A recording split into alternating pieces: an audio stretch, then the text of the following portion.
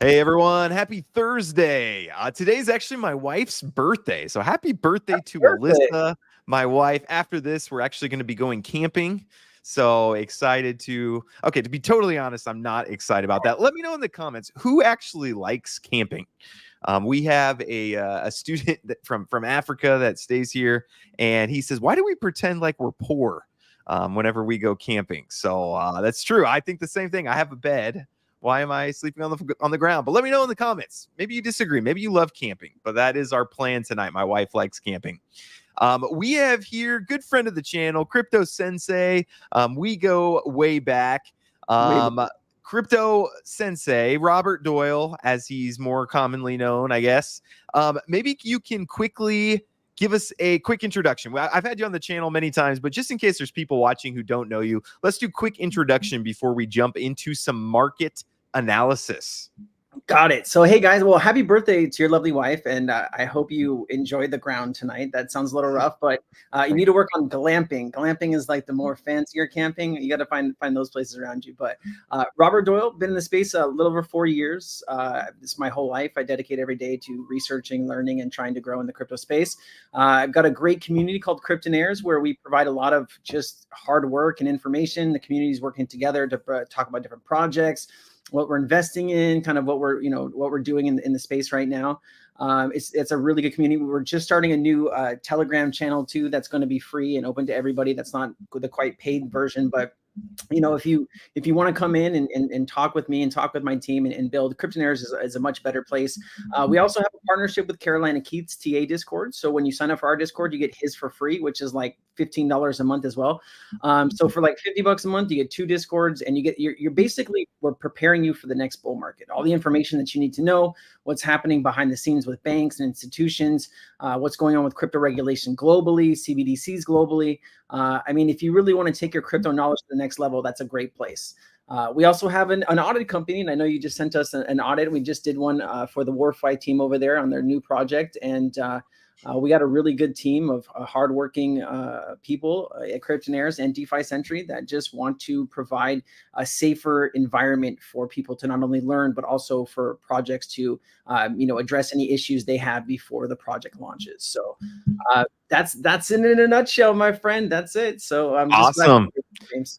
Awesome. Yeah. And I'm going to, again, free call to action is everyone go subscribe to Robert's new YouTube channel. So one thing I really appreciate about you, Robert, is that during the bull market, none of us really needed to work at all. We were just hanging out and getting into projects early, making a bunch of money, and then getting out. That's what we were doing. But then as we got into a bear market, we all of us in that kind of alpha group have kind of like had to find other ways of, hey, we're not making money from getting in early on projects anymore. And so you've done a tremendous job of starting like this audit company. I know that's bringing in some revenue, and now you're trying the YouTube thing. And so I just feel like you've done a good job of like maneuvering, as the markets dictate. To kind of keep food on the table, right? That's what we're all trying to do. So at the end of the day, that's what it's about, right? Making sure your family's taken care of. So bringing home the bacon. Yep, absolutely. And I want to welcome everyone. Thank you, everyone who's coming here today, especially those from my community, but also those that are not from my community. I appreciate you guys being here just as much. Welcome. Hope you enjoy today what we're going to be talking about. Scott says, with all the heat across the United States, question of the day should be, what is the heat index where you're at right now? I will show you.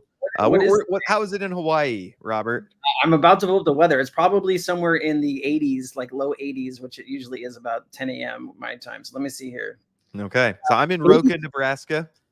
81 feels like 80. So let me go my AC. My wife turned it off as she left to the doctor's. 1 second. Yeah. So basically, the takeaway from this is that Nebraska is the same as Hawaii. I mean, that's what I'm seeing here. But this is pretty good camping weather, actually. So shouldn't be too bad. Robert, sorry about since we have the same weather, my conclusion is Nebraska is the same as Hawaii. I love it. Basically, so no need to go visit Hawaii. Come visit Roca, Nebraska. You'll be good. There you go. Yeah, you have to take at least, I mean, if depending where you're coming from the United States, you'd have to take another extra 6-hour plane ride when you got to the West Coast. So, Hawaii's very beautiful.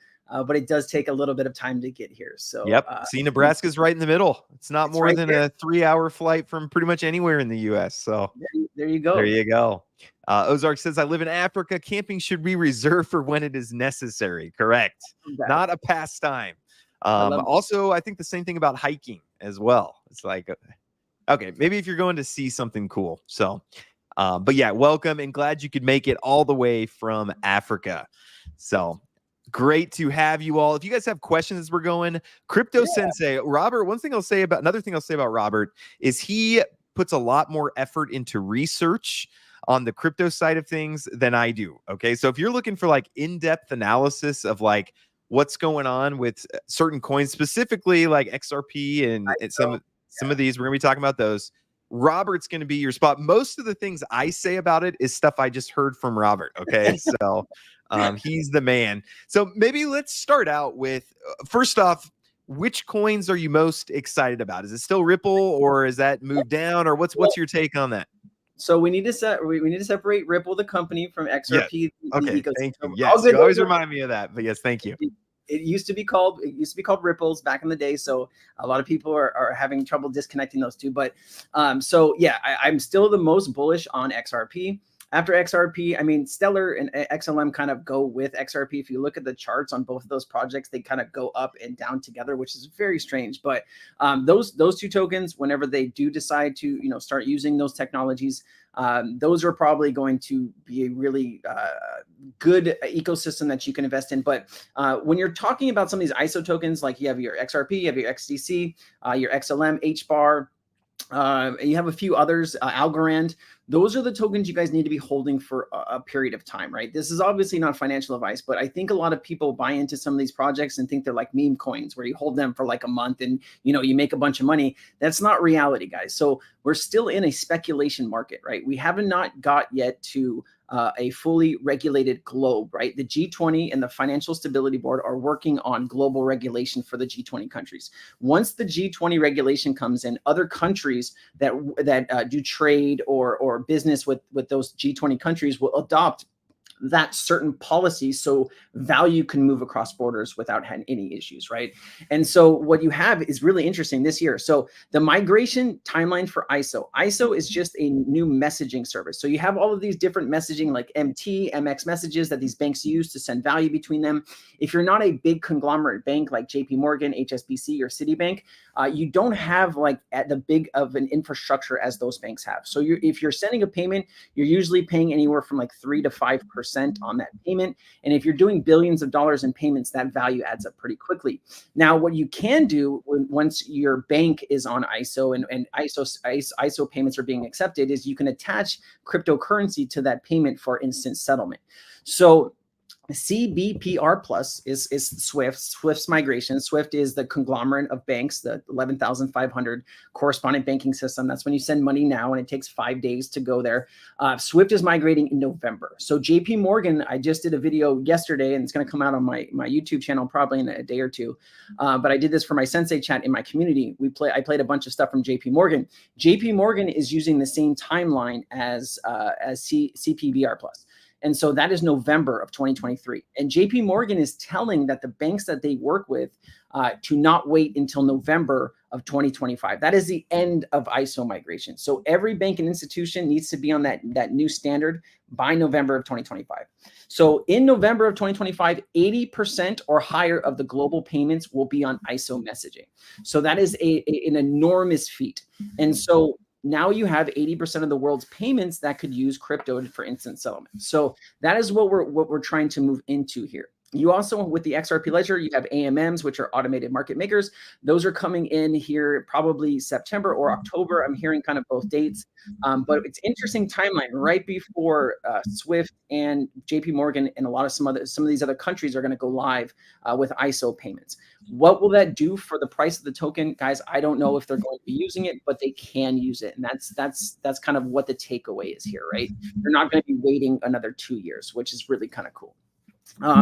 Yeah, I would stick like if you're really trying to it depends what kind of investing that you're doing. And obviously we're not financial advisors. We're just giving you our opinions and our work here. But if you want to, you should be holding these ISO tokens because yeah, thank you for that flashing Yeah, non-financial. I always got to get that up there.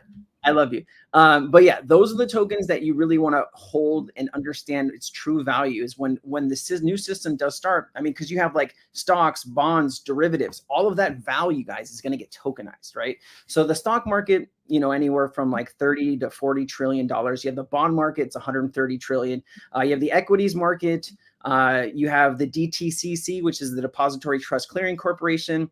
They have something called Project Ion. Project Ion was moving the DTCC's infrastructure to DLT, and they're partnered with R3. R3 has a bridge to the XRP Ledger and the XDC network.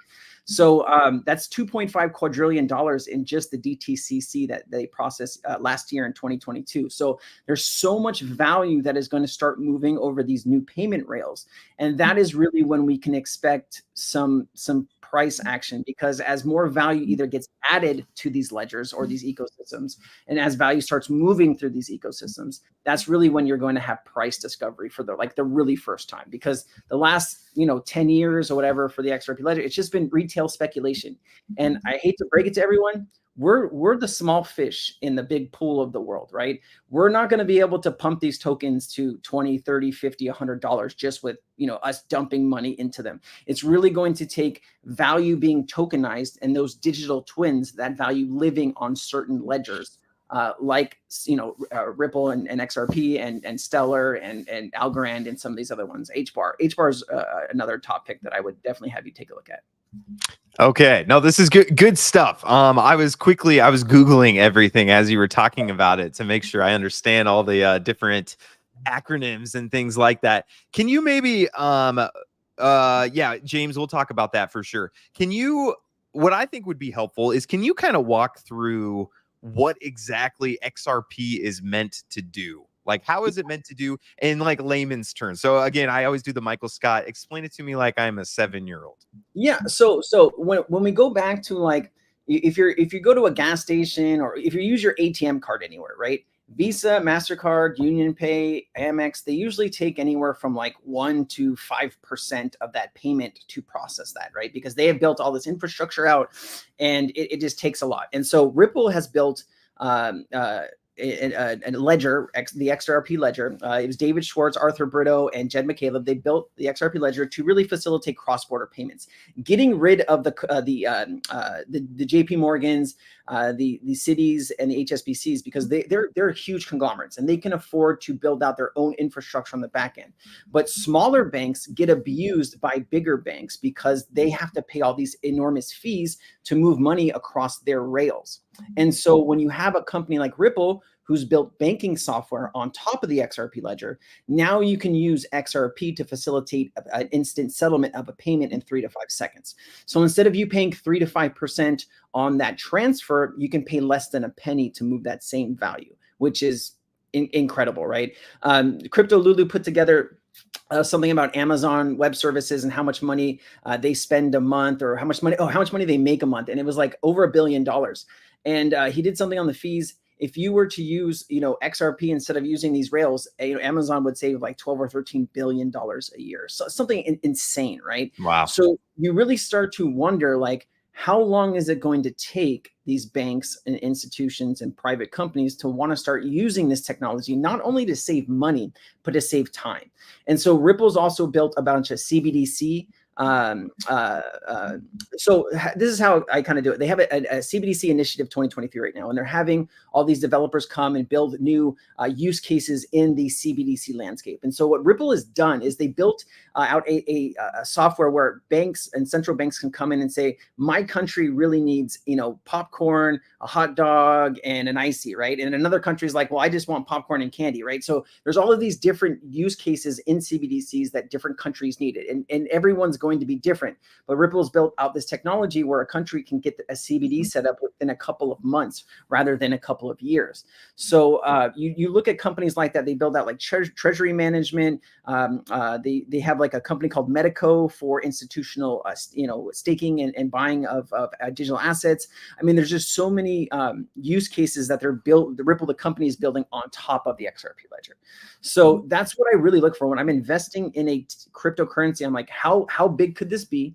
And who's going to use this? And when you build out a system that you can get rid of the 1 to 3% or 1 to 5% that banks have to pay, and now you're talking that you're just paying a penny or 2 pennies or 5 pennies, whatever it is, it's literally cents. When it's in the other ways, you're paying dollars, hundreds of dollars or thousands, right? If you're moving $1 billion and you have to pay 5% of that, that's a lot of money, man. That's millions of dollars that you're losing just because these big banks take all of these chunks and these fees. So not only will it help smaller banks, small to medium enterprises as well, but it's going to really help out the globe and really level. They love this saying, level the playing field. So that's why I talk about XRP the most on my YouTube channel, because I do think that is probably the best chance anybody has at like the next Bitcoin, right? No one thought Bitcoin would ever go to $100 or $1,000, let alone $60,000 in the last bull market. And it's going to probably go to $500,000 over the next couple of years once all these spot ETFs come in. I did see Shaw was mentioning that, the BlackRock question. It's not just BlackRock, guys. It's BlackRock, Invesco. It's there's Charles Schwab. There's about 8 or 9 companies that have filed for this spot Bitcoin ETF. And if you don't know what an ETF is, guys, is basically when you go with, let's say you want to buy some Bitcoin, but you don't want to hold Bitcoin, right? You don't want to have your private keys. You don't want to go through all that. You just want to be able to get a taste of it without having to own the asset. And so you go through BlackRock. BlackRock will buy the asset for you, hold the asset until you want to sell it. And then it really does, it puts you at a little bit of a disadvantage, right? Because depending on what you want to do with that asset, BlackRock can decide to kind of just hang on to the Bitcoin and just pay you out the money that you were going to cash out, right? Because maybe they are longer on Bitcoin than you are. So it kind of just comes down to what your financial advisor tells you to do and what you think is best. But the ETFs are really going to supercharge the market because a lot of money will be coming into Bitcoin. Those 8 or 9 conglomerates that are applying for all this stuff, I think they have like 27 or 20 $billion under management. They are telling their customers that, hey, you should be putting 1 to 5% of your net worth into digital assets now. So you're going to see trillions of dollars coming into the space over this next bull market. And we're going to finally get out of this speculation bull market into a utility bull market, because once you have this global regulation framework, you have Basel framework for banks, so they can not only custody crypto, they can actually hold it on their balance sheets. That is really going to come into play in like 2025, unless that is sped up into 2024. So I think 2025 is going to be an incredible year for digital assets globally, and I'm really getting my community and everyone who watches my YouTube ready for all of this, because there's so much to know. I'm researching 10, 12, 13 hours a day, 6 to 7 days a week, and I'm learning something every day. So I know that if there's new people coming into the space right now, you have so much to catch up on. It's not funny. It really is 100-foot wall in front of you. But we'll figure out how to get to the door on the other side that you don't have to climb the wall, but we'll help you learn. We'll help you grow. We'll answer your questions. When you're in crypto, having a community that you can connect with and ask questions when you don't have to worry about scammers and like that's really important, and that's valuable too, right? And so how much is your education worth, right? People go to college and they spend hundreds of thousands of dollars on their college education. I would say this is better than a college education, because once you get out of college, you're looking for a job for years and you can't even use that college education. But if you got the same education in crypto, you could set yourself up for life and you would never have to worry about working again. So you have to have the same kind of mindset with your education in digital assets. Okay. Nope. Absolutely. And JB's amazed. Is that really Sensei typing responses with one hand while talking into the camera? So he is multifaceted, talented in a lot of different ways. I have a whole bunch of questions myself. So audience, I will get to yours, but I'm going to steal some for myself. So what do you think about what's Visa and MasterCard going to do about this? Like, they're obviously not going to just buckle and be like, oh, game over, I guess we're going bankrupt. But like, what's their plan in this? James, I love how you just tee up the just monster ball for me. Thank you so much for doing that. And we didn't even set this up beforehand. So it's actually funny. If you look what Visa's acquired over the last couple of years, they've acquired a company called Earthport, which was a Ripple partner, which is a Ripple partner. They've also acquired Currency Cloud, which is also a Ripple partner. So Visa and actually MasterCard and American Express are all kind of Ripple partners through these other companies that they have either bought out or bought a large share of. So they can actually use the system. So now Visa can charge you the same amount, but then they can pay pennies instead of what's it called, and they can make even bigger spreads. This really is about offering customers better services, right? Cheaper services, and not only cheaper, but easier, right? So when you're sending a wire payment, that usually takes 3 to 5 days. And sometimes you can't even figure where that payment is in the world. You have banks saying, trying to queue the payment. They have no idea if it's in, if you're sending it from like America to China and it has to go through 4 or 5 different banks, they might not know where that money is at any given time.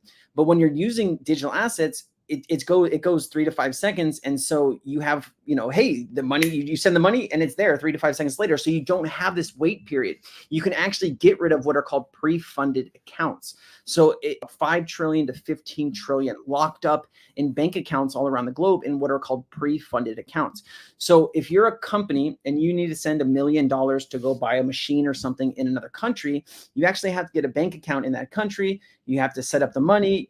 There's so many fees and it's very time consuming.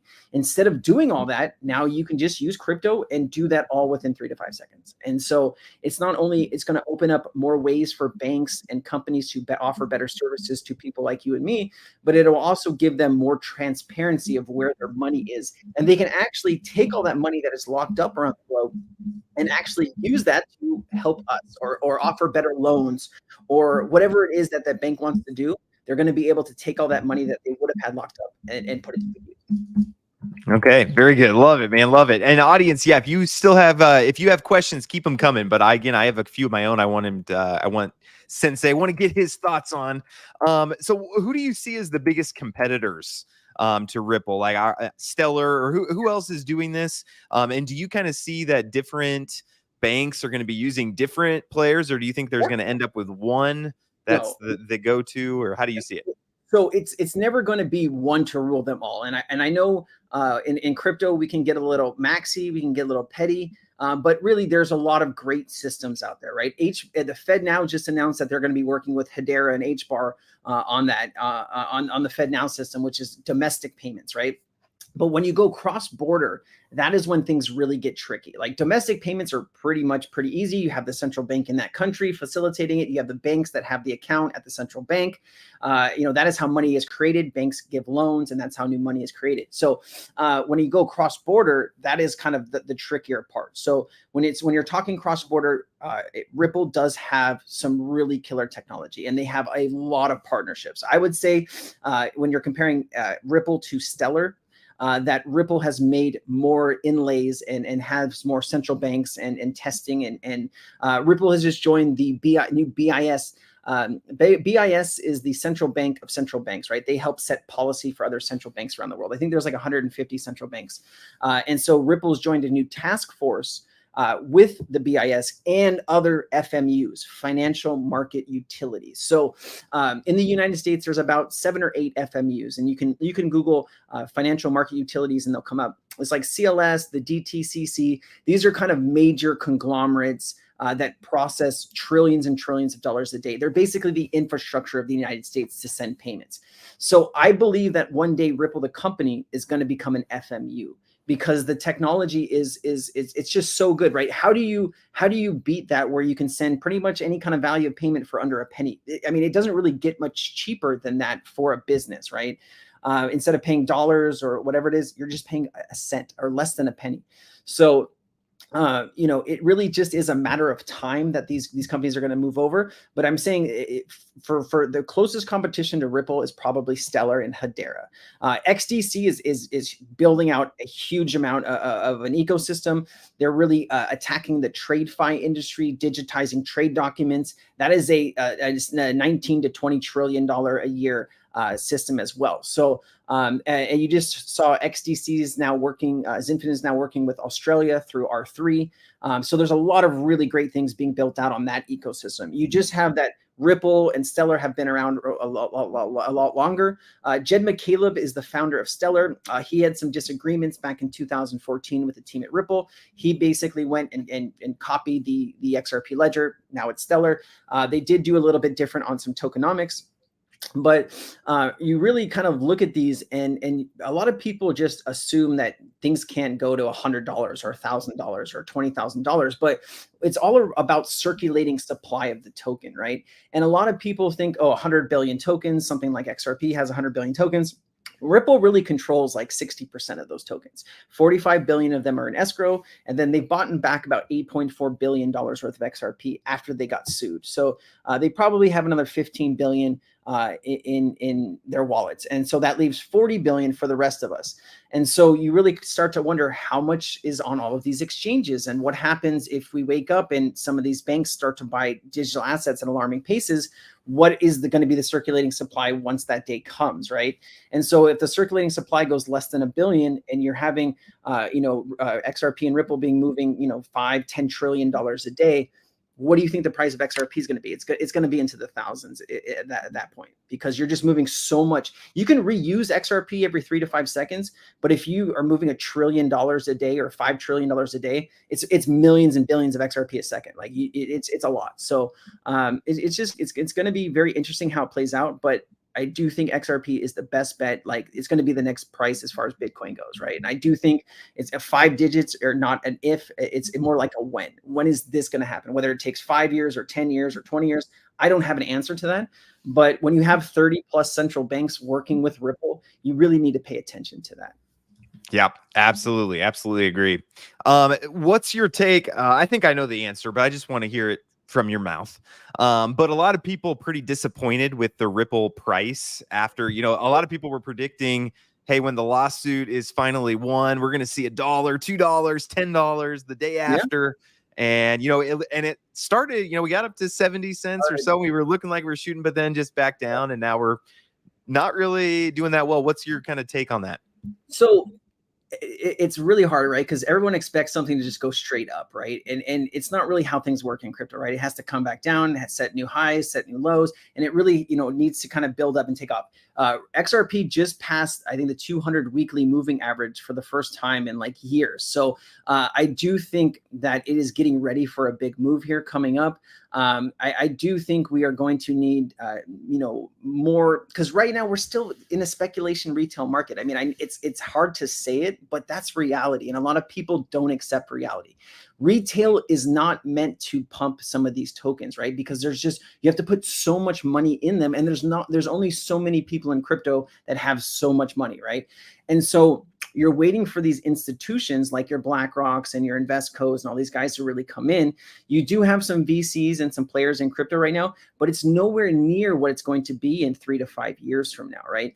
The Ripple does a lot of like surveys with corporations and things like that. 97% think that they're going to be using digital assets over the next 3 years somehow in their company, right? Whether you're using blockchain to protect customer data, or you're using blockchain for payments or treasury management, whatever it is, these companies know how valuable this technology is. And as quantum computing comes online, right? Are you really going to leave all of your, customers' data and all this stuff in some of these weaker systems, or are you guys going to upgrade to something that has, blockchain encryption to keep your customer data safe? And that's why I think you're getting a big push from central banks right now, because currently the SWIFT banking system, how it is in the correspondent banking system, it already is hacked with regular computers, let alone quantum computers, right?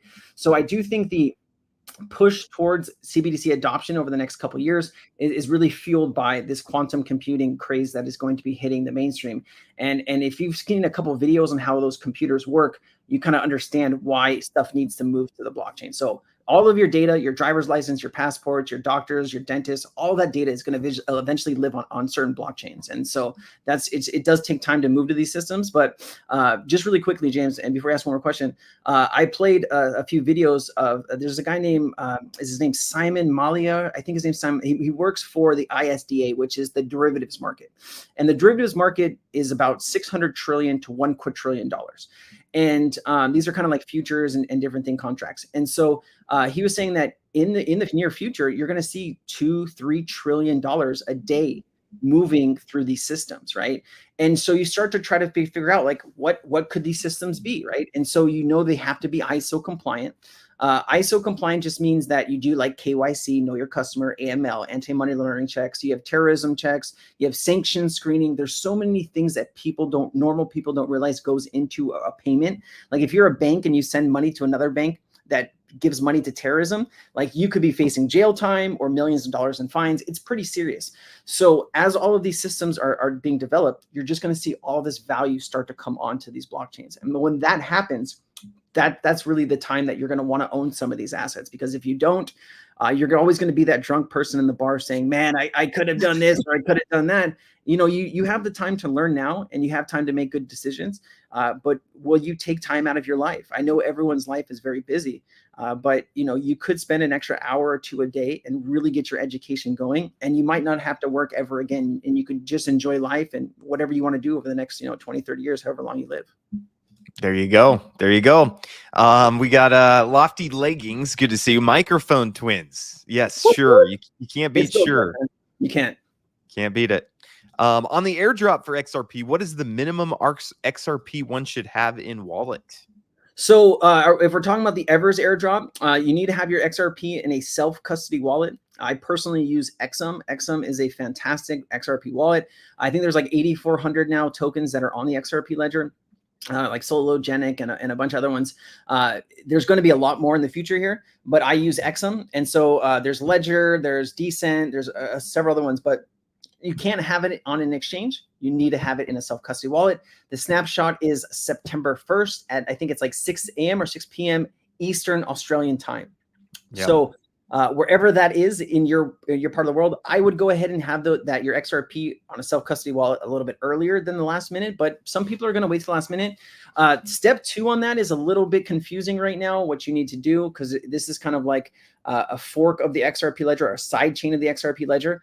And so there's kind of rumors going around that you need to connect your seed phrase into this side chain. And so a lot of people are kind of, they don't know what they want to do. So I'm going to be the test dummy. I'm going to take a little bit of XRP, not a lot of it. And I'll be your test dummy here. I'll probably just take like 50,000 XRP and just do one wallet. And be the test dummy for the community. So I'll have those videos on my channel. I just released a video on kind of what you need to do today on the channel. So if you want to go take a look at that, but just have it in the self-custody wallet. And then when step 2 comes around, I got you. Okay. Awesome. Yeah. And my community, keep me updated to make sure I get my XRP airdrop. And JV says, I'm getting an ad right now on YouTube for XRP. So YouTube's listening. So you talk about it, and then next thing you know, you start getting ads for XRP. So just remember, guys, anyone saying, hey, send me 1,000 XRP and we'll send you back double, always a scam, guys. Never send your XRP to anybody or your Bitcoin or whatever you own. If you do that and you're new in the space, you're going to lose all of it. And even Twitter, man, you seen Twitter? It's terrible. Yeah. Oh, it's terrible. Even if they have my profile picture, it is not me telling you I'll double my money. I get texts all the time from people. James, are you really going to double my money if I send you a Bitcoin? And I said, I would love to do that, but no, that is not real. You're not James, you don't have billions of dollars in the bank, man. I mean, not right now. Okay. That's the goal, right? That's the goal. My goal is eventually with my community, I can make it so if you send me a Bitcoin, I'll send you 2 Bitcoin. Okay. That's my goal. James wants to know, my BlackRock ETF produced mass pension adoption of BTC. And along with that, I'd like to kind of just hear, you're not a huge Bitcoin guy yourself, right? But just maybe talk through that and then just your thoughts on Bitcoin in general. Well, so I mean, here it is. Bitcoin is a great store of value, but it's not a serious ecosystem as far as like what can be built out on it, right? It processes 7 transactions a second. You're never going to have banks and institutions that are going to use Bitcoin to send payments. That's just not going to happen. I mean, you might have some terroristic banks or whatever that send money to each other with Bitcoin or Ethereum or whatever it is, but serious banks are never going to use Bitcoin. Now, they're gonna want to custody your Bitcoin like they custody your money already. So you are going to see over the next couple of years your banks offering you, hey, you just got paid. You want to put 10% of that in Ethereum or XRP or whatever it is. But it really, you just need to be careful with all of that. And so going back, what was your question, James? My ADHD kicked in there, and my no, you're good. I kind of just wanted to hear your take on Bitcoin in general. Yeah.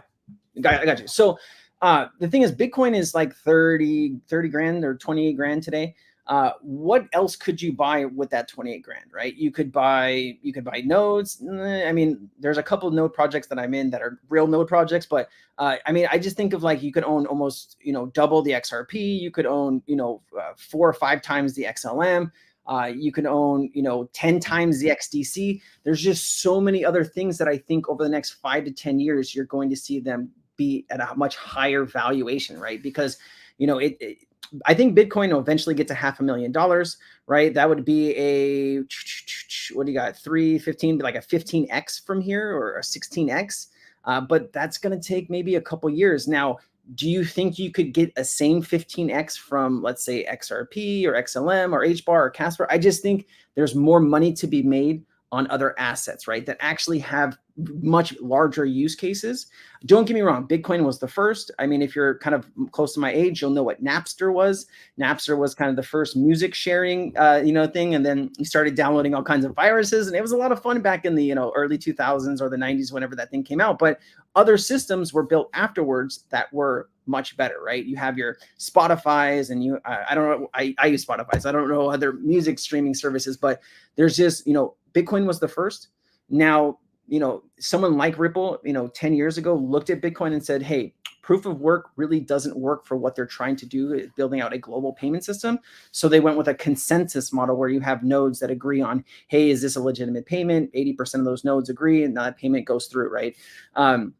So I think regulators are really kind of after the proof of stake now, because Cardano is being, looked at with the Coinbase and the Binance lawsuit. Cardano is one of the projects.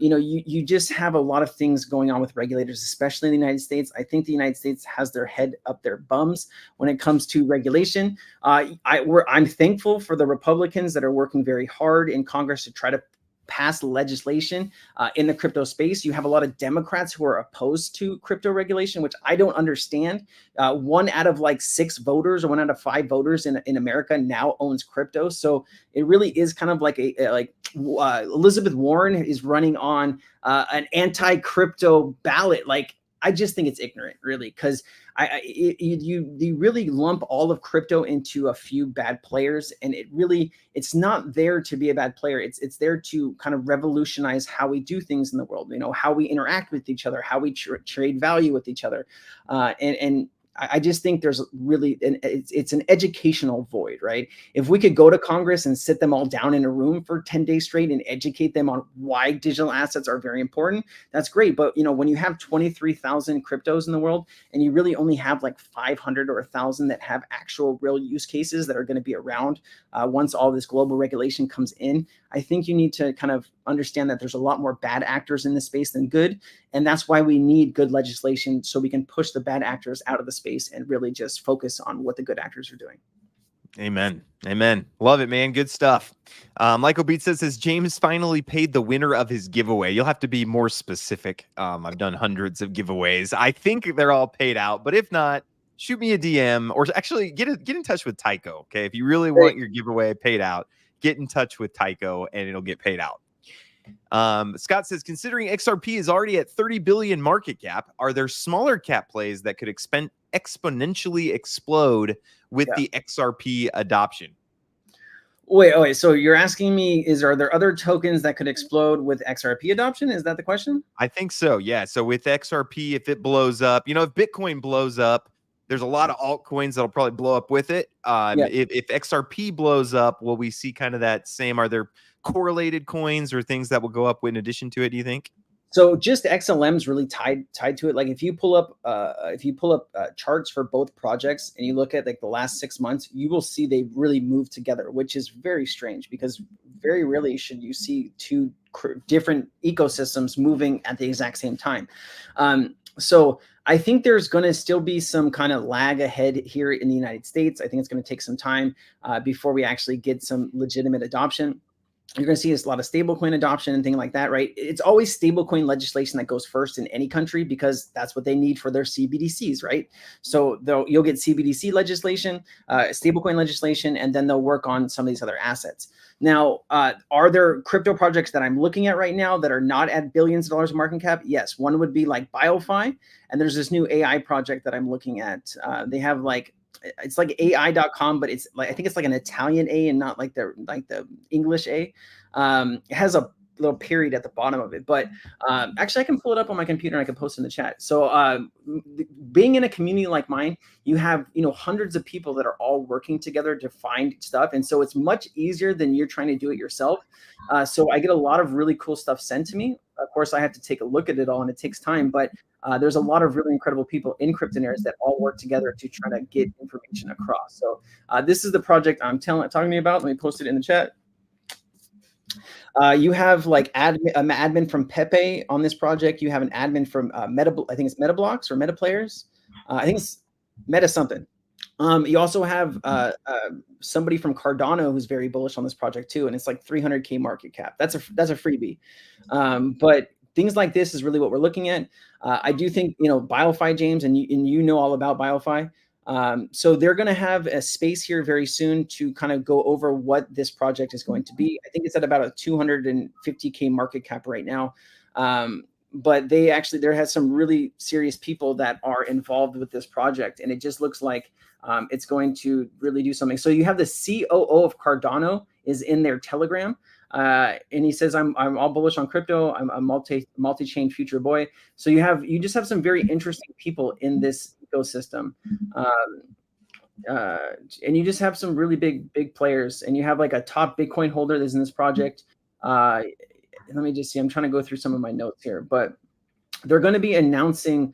This thing went up to 2 million and now it's back down. So this is a really good time to kind of check it out if you want to get some information on it.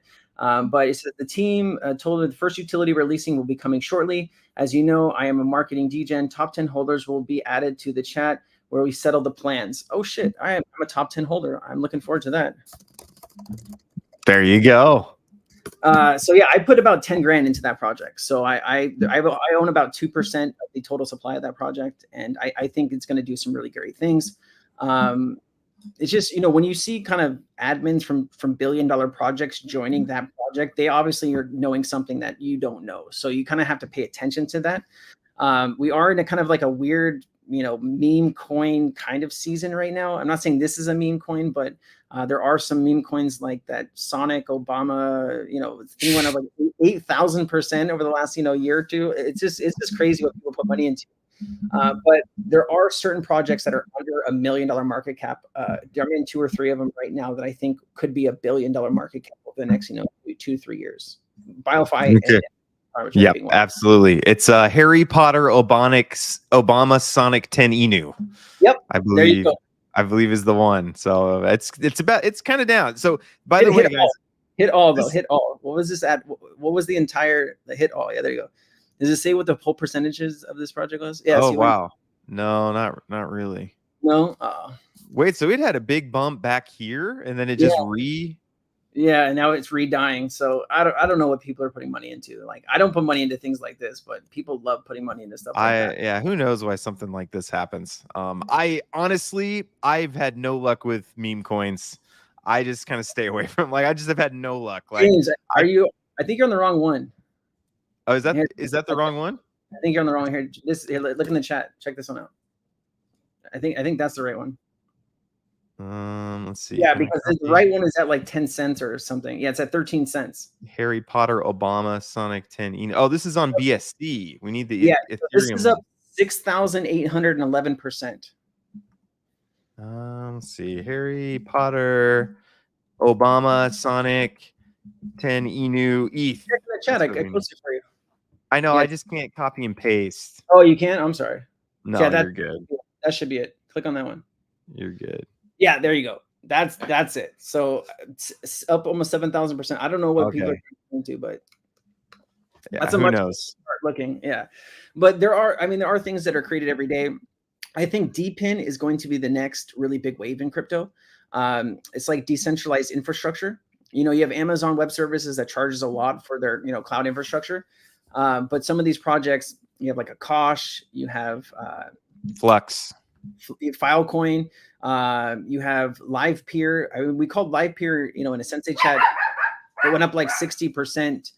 Within like a week of us talking about it. So there's just a lot of really good projects that we share in the community, and people make money depending what they're getting into. And so it really, crypto is an ecosystem where you have a lot of incredible builders, and there's just so much to know at any given time. It's really impossible for one person to kind of do all of this work unless you can like commit all of your time to crypto. So if you're just a regular person and you have a job and you have a family and you have hobbies and you have friends, you don't have 5-10 hours to research. So spending that time and understanding, what you could be getting into right now before regulation comes in, there's just going to be a lot of new millionaires and billionaires made over the next, 3 to 5 years. Yep, absolutely. James wants to know, how do we as a crypto community get over the political influence of banks, SWIFT, and credit card companies wanting to protect their fees? Well, I think you're going to see a lot of pressure, especially on the bigger banks, to drop fees, right? Because when you can use these digital assets to move, like you don't need all of these smaller banks needed these bigger banks until now, right? This is the first time in history where they don't have to rely on Citibank and Chase and HSBC, right? Those three banks can really set and dictate terms for the rest of the banking world, right? And so if you're a smaller bank, you have to pay those fees no matter what you do, or you're not a bank anymore. Now you don't have to. So you're actually taking huge market share away from these bigger conglomerate banks, these incumbents. So, I think, as businesses and as smaller banks start adopting this technology, you're going to see a big shift in what you're actually paying for all of this stuff. I think, in the United States, we're too busy fighting each other to actually set good policy. And it kind of feels like it's kind of looking like that in a lot of other places in the world. I think with social media and with everything, it's just easier to kind of pin us against each other. And we really need to kind of stop all the BS and all the fighting and just try to move forward as a society, right? It does feel like one day I might not be alive here, but one day they're going to have, instead of just every country having their own thing, it's just going to be becoming one world. I think once aliens actually show up and everyone can see for themselves, hey, this is going on, I think then you actually have the world that's going to start working together instead of everybody's all against each other, right? Because now you have two factions. You have the NATO faction, and then you have the BRICS Plus faction. And you have like 50 countries that want to join BRICS Plus. So it is going to be interesting to see how all this plays out over the next, 2 decades.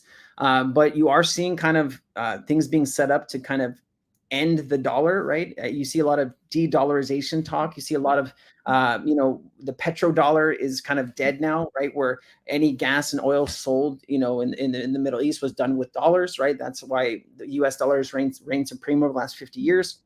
That's coming to an end. And you're seeing countries like the BRICS countries that are going to meet here in just about 3 or 4 days. And they might be introducing a new trading currency backed by gold. So, all of these countries like Africa, you have diamonds, you have, gold, you have all of these materials and commodities that, they could use to help back up a new trading currency. And I do think that a lot of these countries are going to be moving away from dollars. And so we're just going to see how this plays out. But we're too busy fighting each other right now, James, to really kind of make any big impact, especially in our country, which is sad, man. It's pretty sad as it turned out. Yep. At each other's throats for sure. Let's see. H-bar. Let's talk H-bar for a minute. With great price point compared to XRP, I can load up so much more. What's your feeling and take on H-bar? So I love H-bar. We just talked about H-bar. I brought it up earlier. H-bar has a high of, let me see, 50 cents in the last bull market. We're sitting at 6 cents now. So we're looking at least a 8 or 9x just to get back to the all-time high. You'd be talking about, a 16 to $18 billion market cap for HBAR. You have a lower circulating supply of only 32.98 billion. Max supply is 50 billion, so half of what XRP is. So I think HBAR is going to do some really great numbers here, in the next bull market. I own both. I really like both, and I think both are incredible ecosystems. They kind of do different things, but HBAR is ecologically friendly. It's one of the cleanest blockchains that are on the planet, and a lot of people take notice to that, right? Because when you're talking about Bitcoin, even though people are finding new ways to create wind energy and solar and all these ways to power mining and things like that, it's still, you have people like Christina Georgieva, who's the head of the IMF, talking smack about Bitcoin, right? And so, central banks will never use Bitcoin to do anything because how electronically intensive it is on certain countries. So especially if you start getting like 1 billion people using the Bitcoin network, do you know how much energy that would take? I think it would take all the energy that the US creates in 1 year is what would needed to power the Bitcoin network if 1 billion people use that network. So, and you can imagine how expensive and slow it would be, right? You're trying to send a payment, it would get there in like 2 weeks. So I just don't think Bitcoin is it's a great store of value for the people that believe in it. But you do have some things in the back end talking about the NSA, was the ones behind who that created Bitcoin. There's this, I think there's going to be some shoes to drop on Bitcoin, every now and then, in the future that might just take all the sales and the wind out of Bitcoin. So that's why I don't own any, and I never will. Okay. Interesting.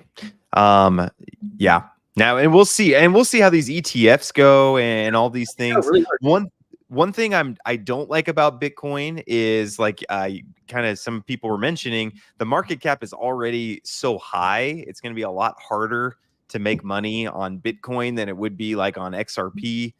There's a lot more. I think there's a lot more potential in XRP and things like that. But we'll see about these ETFs. The ETFs could be huge. They are going to. We'll see. They are, and that's going to pump the whole market, guys. Let's be honest. I mean, that's reality. Is Bitcoin going to still be around in a decade from now? That's the hard question, right? But making quick money with Bitcoin, that'll probably happen. But you got to understand, like, you can own one Bitcoin or you can own 50,000 XRP over the next 5 years. What do you think is going to do better? It's going to be XRP, guys. I mean, there's not enough money in the world that people own that they can put into Bitcoin. But when you digitize stocks and bonds and derivatives, that value comes onto those ledgers, right? Certain ledgers. It's not going to be Bitcoin because it can't even handle something like that, but it's going to be like your XRPs, your XLMs, and your HBARs and your Algorands. So those are going to hold trillions and trillions and trillions and trillions of dollars in value that will also help the market cap rise up, right? If you put $100 trillion in derivatives on the XRP ledger, what do you think the price of XRP would need to be to handle all of that value? It's not going to be $5 or $10, guys. Let me tell you. To go to an AI tool, start asking it questions about market caps and saying, hey, if the XLM was used to house $1 trillion worth of real estate, or that's also one thing too. Real estate is 300 and well, in 2020 it was like 328 trillion. I've seen numbers as high as like 500 or 600 trillion now globally. So that value is going to live on certain blockchains too, right? So if you take 20, 30, 40, 50 trillion dollars worth of real estate value and you put it on a certain ledger, what does that do to the price, right? So there's all of these things like circulating supply and how much value is transacted and how much value is actually on these things, on these ledgers that are going to really pump that. That's what's going to pump the price. It's not going to be me and you buying into the token. It's going to be this value that is added to these ecosystems. That is where real price utility is going to come from. Yep, absolutely.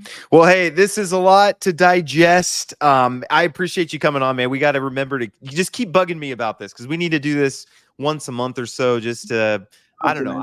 This is a part of the crypto market that I do not personally give to my audience. So I'm always happy to bring people in. Like I bring in Professor Keith for some TA stuff, and I bring in Crypto Mike for some trading stuff. And then I love to bring you on for Ripple and just market thoughts and things like that. So I know what I'm not good at. And so I like to bring on people for that. So we'll close up there. Again, if you want more of Robert, Crypto Sensei, number one, hit like on this video. Number two, go subscribe to his YouTube channel. Again, it's in the description. Number 3, if you really want access to crypto, go join Kryptonairs. Link in the description as well. So audience, you guys are amazing. Appreciate you guys always being here. Love you guys.